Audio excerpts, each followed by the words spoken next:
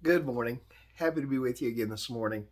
The, the reason I'm late on getting this up this morning is I got up and I'm just kind of going through my morning routine.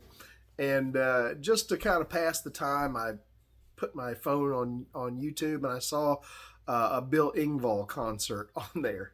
And for those of you that don't know who Bill Engvall is, he's the guy that started the whole thing. Here's your sign, and he'd tell a joke. Somebody would say something stupid like he said he was flying in on this small plane to do this one show, and as they come down and hit the runway, they hit a deer with the plane and it broke the propeller and they slid off the runway. And he looks at it now, it's kind of funny, but back then it was kind of scary.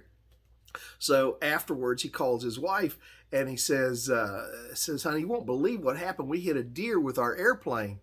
And she said, "Really? What?" And then there was a pause, and she said, "What?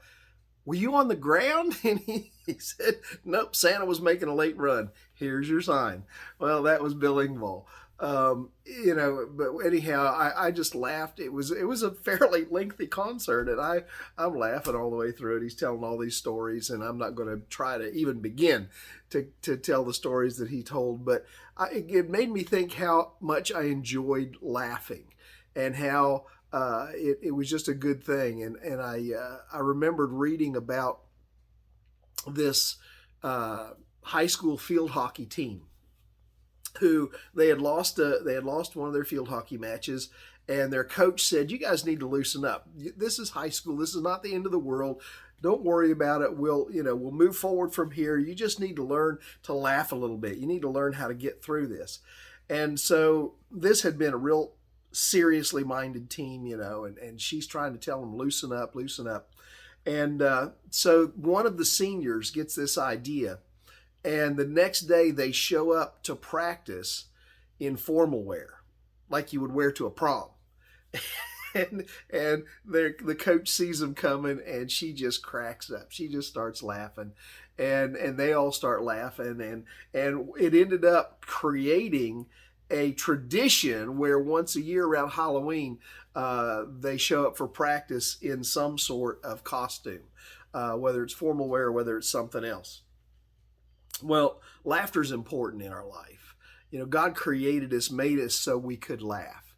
And it's important that we do that from time to time. Sometimes people just get so serious and they forget that laughter is a healthy thing, that it's an important thing, that it's an important part of who we are. And it's important that we realize that it's okay for people to laugh, that we can't be so serious all the time, that we need to enjoy one another's company, that we need to learn to laugh. The Bible says in Psalm 126:2, "Our mouths were filled with laughter, our tongues with songs of joy, and then it was said among the nations, the Lord has done great things for them." What kind of message does it send to the world when we walk around looking like we've been weaned on dill pickles? When we walk around all serious and sad and depressed and stern? Sometimes Christians have this sternness about them all the time.